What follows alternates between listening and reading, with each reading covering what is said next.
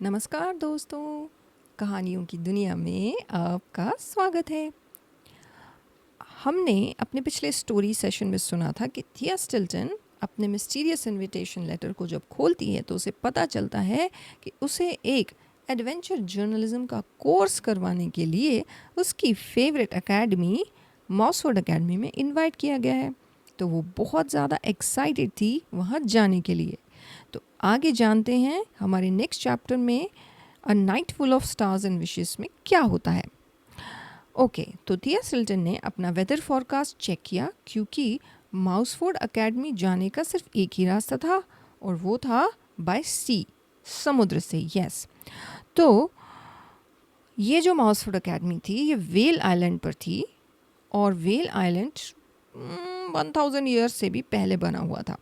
ये एक triangle shape का था जहाँ पर रॉक्स वुड्स थे और ये माउस आइलैंड के साउथ वेस्ट में था।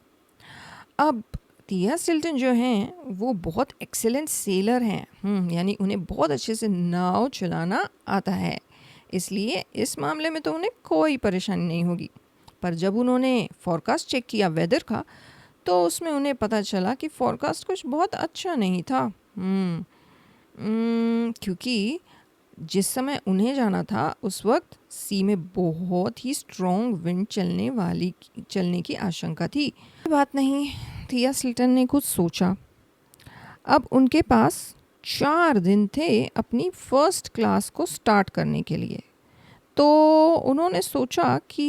पहले उन्होंने सोचा कि मैं रुक जाती हूँ, लेकिन फिर थिया स्टिल्टन ने सोचा कि नहीं, मुझे लेट नहीं होना चाहिए, थोड़ा बहुत स्टॉर्म तो मैं मैनेज कर लूँगी। तो फिर उन्होंने अपना डिसीजन लिया कि वो अभी के अभी जल्दी से जल्दी रेडी होकर निकल जाएंगी। और अब जहाँ तक उनके बात की बात थी, तो जब आपको एक स्पेशल कॉरेस्पॉन्डेंट होने का मौका मिला और इतनी अच्छी अपॉर्चुनिटी मिली, तो ठीक है, इन सब को तो छोड़ ही सकते हैं। तो वो जल्दी से अपने रूम में गई, अपना क्लोजेट खोला और अपनी पैकिंग करनी स्टार्ट कर दी।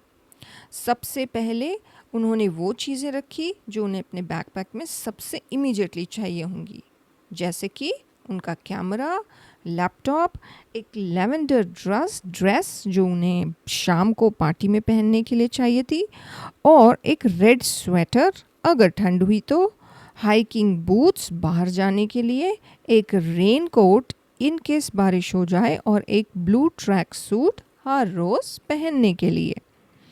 अब थिया स्टिल्टन ने अपना ट्रंक निकाला और उसमें वो सारी चीज़ें बारी बारी से ऑर्गेनाइज करके रख दी।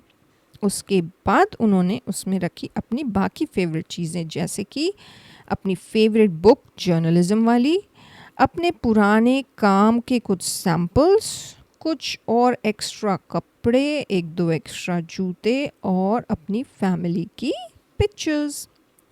अब जब सब सामान पैक हो गया तब जाके उन्होंने जल्दी से क्विक शावर लिया और अपने वार्मेस्ट क्लोथ्स में रेडी हो गई। फिर उन्होंने ली एक टैक्सी और चल पड़ी न्यू माउस सिटी हार्बर की तरफ। रात तक वो समुद्र में पहुंच चुकी थी, यानी आधी रात तक समुद्र में अपनी यात्रा शुरू कर चुकी थी। कितना अच्छा लग रहा था ओशन, रात को तारे बिल्कुल डायमंड की तरह चमक रहे थे और कहीं कहीं ऐसे लगता था जैसे कोई शूटिंग स्टार भी जा रहा है। उस रात तो थिया स्टिल्टन ने खूब सारी विशेस मांगी। बहुत ही अच्छी शाम थी, लेकिन तभी वो पहुंच गया। कौन पहुंच गया? कौन पहुंच गया?